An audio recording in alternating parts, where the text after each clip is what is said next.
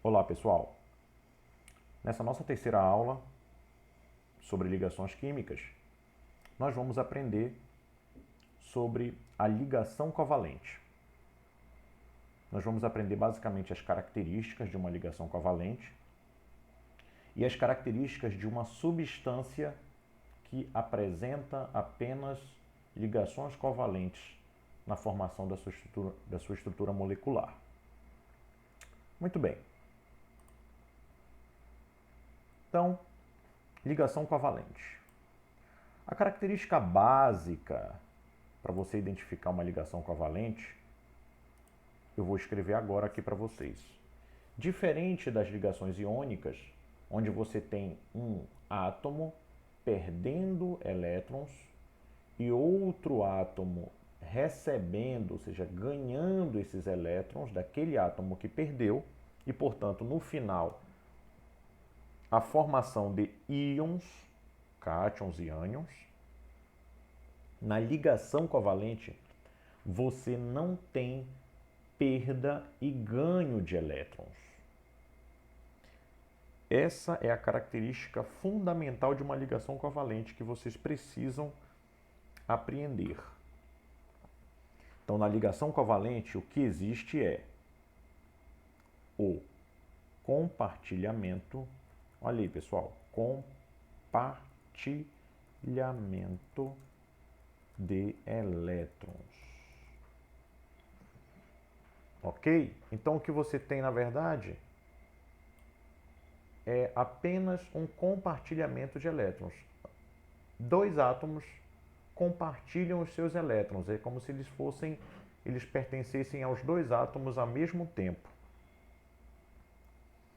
Eu preciso também, antes de continuar aqui, que vocês entendam que todas as substâncias ou compostos que apresentam ligação covalente são também chamadas, olha aí, pessoal, substâncias moleculares.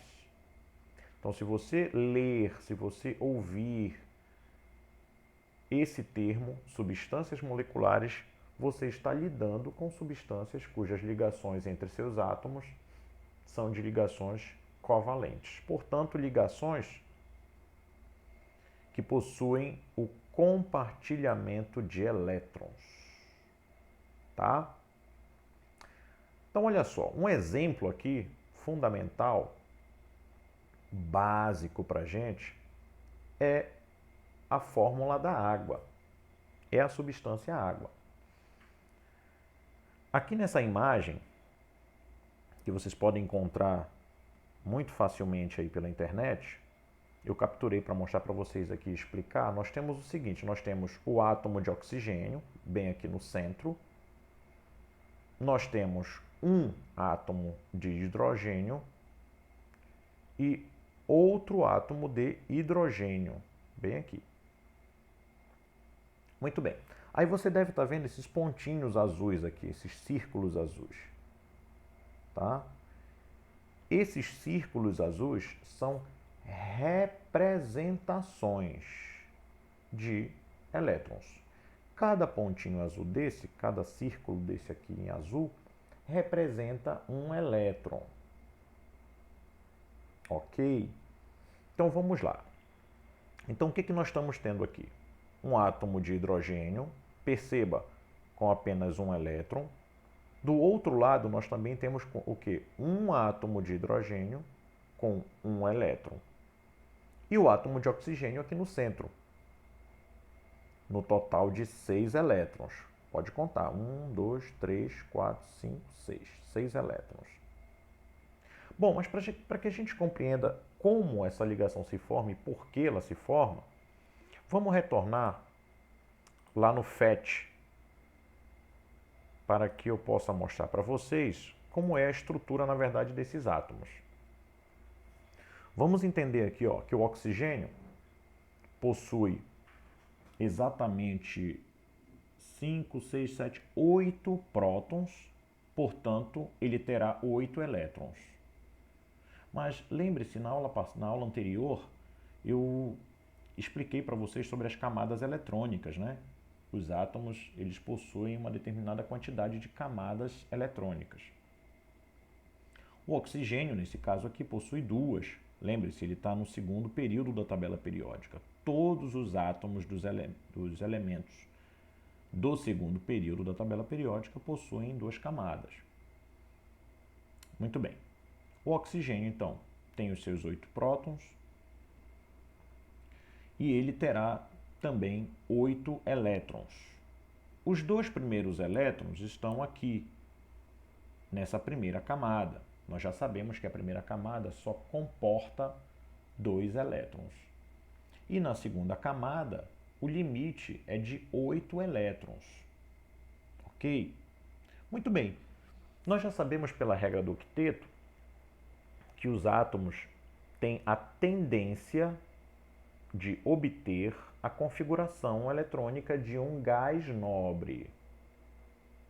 Bem, o gás nobre mais próximo do oxigênio é o neônio. Vocês podem observar na tabela periódica. E a configuração eletrônica externa do neônio apresenta 8 elétrons. Agora, quando a gente observa a configuração do oxigênio, a sua configuração eletrônica da camada mais externa, que é exatamente essa daqui, que é a que interessa para a gente, tá, pessoal? Ela só possui 6 elétrons. Tá, tudo bem. Então, de 6 elétrons para 8 elétrons, só faltam 2. Ou seja, você poderia pensar assim, bem, então bastaria o oxigênio obter mais 2 elétrons e ele adquiriria apenas a configuração eletrônica, tá? É importante ter cuidado quando a gente fala sobre atingir a configuração eletrônica de um gás nobre. Isso não significa dizer que o oxigênio deixará de ser um elemento calcogênio, portanto deixará de ser o oxigênio e passará a ser um gás nobre. Não é isso, tá? Cuidado com essa afirmativa. Você não pode afirmar que o átomo deixará de ser de um elemento e passará a ser outro. Ele só deixa de ser do mesmo elemento químico quando é trocado ou quando é alterado a quantidade de prótons, né, pessoal? O que nós estamos fazendo é alterando a quantidade de elétrons da última camada. Portanto, da camada mais externa, ou também chamada de camada de valência, tá? Camada de valência, que é a camada eletrônica que promove a ligação química. Esquece as camadas internas. Muito bem. Então, o oxigênio tem 6 elétrons, só faltam 2 para ele adquirir a configuração de um gás nobre. Aí vamos para o caso do hidrogênio. Olha o hidrogênio. Tem um próton, um elétron. Aí você poderia pensar, bem, ele precisaria de muitos elétrons para que ele possa adquirir a configuração de um gás nobre, que em tese seria 8 elétrons. Só que nós vamos ter aqui uma exceção. Ok? Nós vamos ter uma exceção. O hidrogênio, ele tem um elétron, e para ele atingir a configuração de um gás nobre, na verdade ele só precisa de mais um. Aí você vai dizer, bom, mas e a regra do octeto? Como é que fica nessa situação? Como eu falei, o caso do hidrogênio é uma exceção. O hidrogênio ele quer atingir a configuração eletrônica do gás nobre mais próximo dele. Nesse caso seria o hélio, perceba. E o hélio, quando a gente faz a configuração eletrônica dele, ele possui apenas 2 elétrons na sua última camada, que na verdade acaba sendo a primeira, né? É exatamente a primeira. Olha, vamos representar aqui só para mostrar para vocês. Ó. Hélio, 2 prótons, perceba, 2 elétrons. Ele é um gás nobre. Ele é um único gás nobre que não tem 8 elétrons na sua última camada. Só tem 2. Então, como a regra geral é que os átomos têm a tendência de adquirir a configuração de um gás nobre, o gás nobre hélio tem 2 elétrons na sua última camada. E aí, nesse caso, a tendência do hidrogênio é apresentar esses 2 elétrons também. Mas, na natureza, ele só apresenta 1. Muito bem. Então, vamos pensar. Se o hidrogênio precisa de um elétron para atingir a configuração de um gás nobre, do gás nobre hélio, e o oxigênio precisa de 2 elétrons, bem, o que a gente pode fazer aqui é um acordo. O elétron do hidrogênio, que você está vendo aqui, ele pode ser compartilhado com o átomo de oxigênio. E o átomo de oxigênio também pode compartilhar um dos seus elétrons com o hidrogênio, fazendo com que o hidrogênio apresente 2 elétrons. Então, o que acaba acontecendo, vamos observar novamente aqui na estrutura, é que, como o hidrogênio tem um elétron, ele compartilha, perceba pessoal, ele compartilha esse seu elétron com o oxigênio, e aí esses 2 elétrons dessa ligação que você está vendo, que eles estão sendo compartilhados entre ambos os átomos, eles passam a pertencer aos 2 átomos ao mesmo tempo. Então, quando for contabilizar os elétrons, você teria a seguinte configuração. Hidrogênio tem 1 e 2 elétrons. E o oxigênio? 1, 2, 3. No outro aqui, 4, 5, 6, 7, 8. Então, o oxigênio agora possui 8, atingiu a sua configuração de gás nobre, a sua estabilidade energética, e o hidrogênio também. O seu elétron aqui está sendo compartilhado com o oxigênio, mas o oxigênio também compartilha o seu outro elétron com o hidrogênio. Então perceba, pessoal, a questão conceitual é de compartilhamento. Então, esses 2 elétrons que vocês estão vendo aqui e estão sendo circundados aqui, dessa maneira, estão pertencendo aos 2 átomos ao mesmo tempo. A mesma coisa acontece aqui desse outro lado. É o mesmo comportamento. Então perceba, o oxigênio passa a ter seus 8 elétrons e o hidrogênio também 2. Ok? Essa representação que vocês estão observando aqui é chamada de fórmula eletrônica ou também fórmula de Lewis. Tá? Por que fórmula eletrônica? Porque é uma fórmula que está aparecendo os elétrons. Ok, pessoal? É também conhecida como fórmula de Lewis, que foi o cientista que desenvolveu essa forma de representar as ligações químicas covalentes. Bom, mas não é dessa maneira que a gente costuma apresentar a fórmula da água e de qualquer outra substância molecular. Essa é a fórmula mais comum, perceba pessoal, chamada de fórmula estrutural plana. Por que plana? Porque ela está aqui no plano, ela está desenhada num plano que seria uma folha de papel ou uma tela, enfim. Então perceba aqui, cada par de elétrons, isso aqui é um par, né, pessoal? Cada par de elétrons compartilhado, você vai representar por um traço, dessa maneira como está aqui,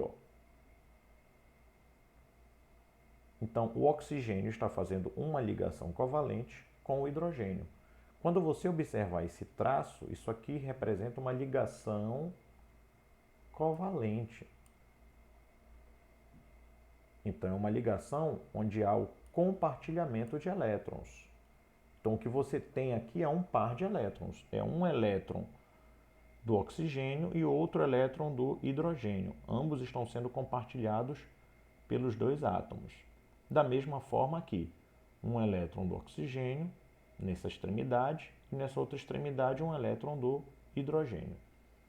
E estão sendo compartilhados. Então veja, a representação na fórmula estrutural desse tipo de ligação que vocês estão vendo aqui, ela é feita a partir de um simples traço.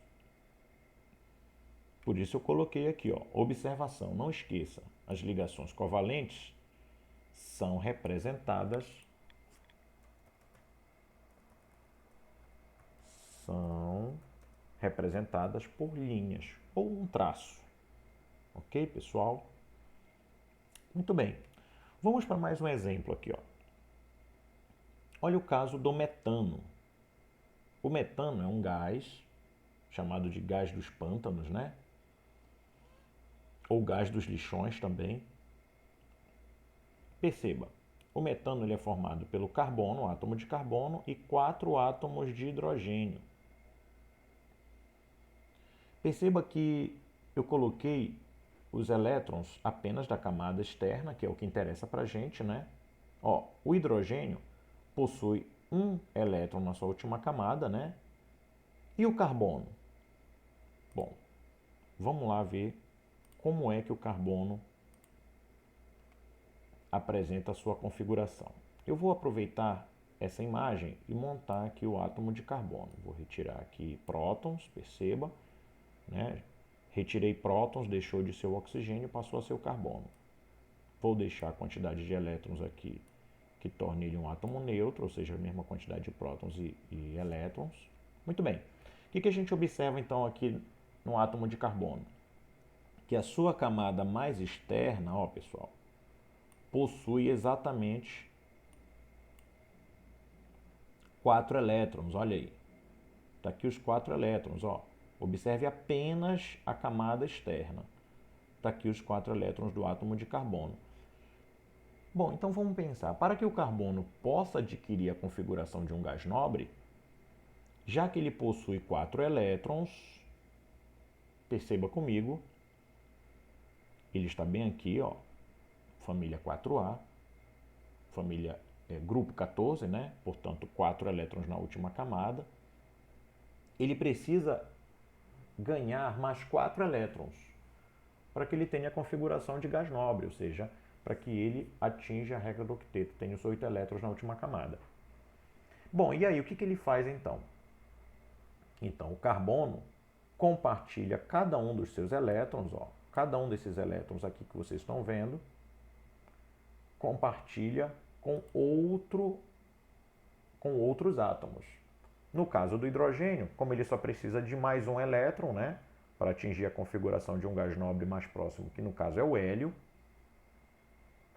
então o hidrogênio compartilha esse elétron com o carbono, com um elétron aqui. Outro hidrogênio compartilha com esse outro elétron, outro hidrogênio com esse e outro hidrogênio com esse. Então perceba o que acaba formando. Você acaba tendo, então, a ligação entre 4 átomos de hidrogênio e apenas um átomo de carbono. Pronto.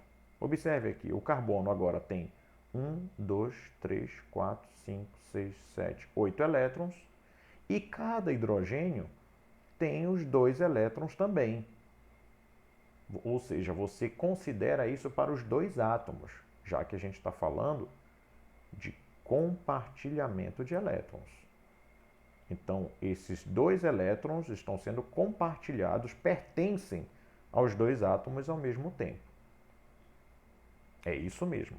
Os 2 elétrons pertencem aos 2 átomos ao mesmo tempo, uma vez que está sendo compartilhado. Muito bem.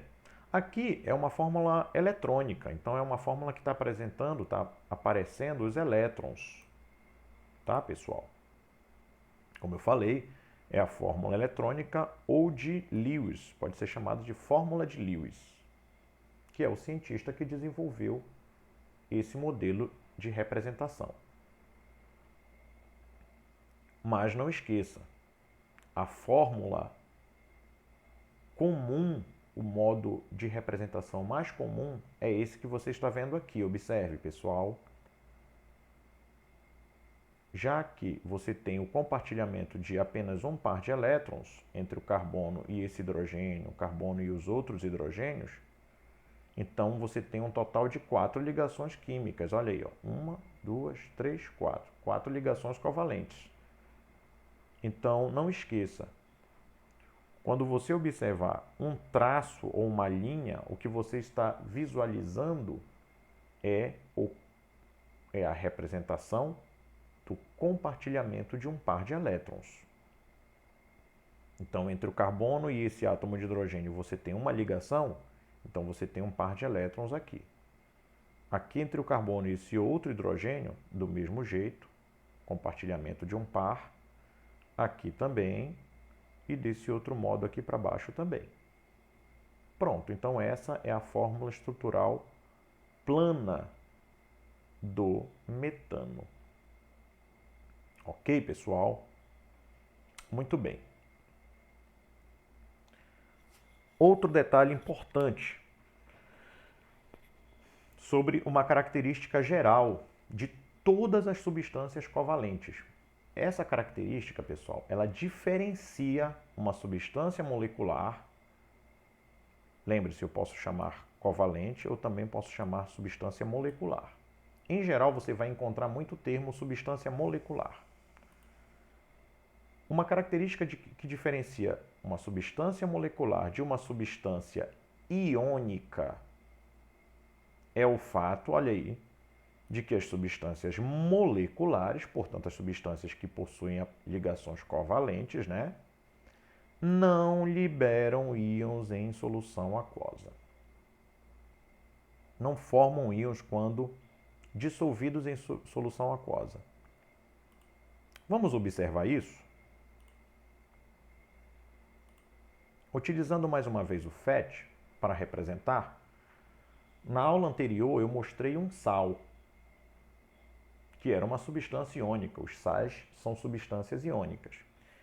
E agora eu vou demonstrar para vocês o açúcar, que é uma substância molecular. Portanto, as ligações químicas formadas na estrutura, na molécula do açúcar, são ligações covalentes.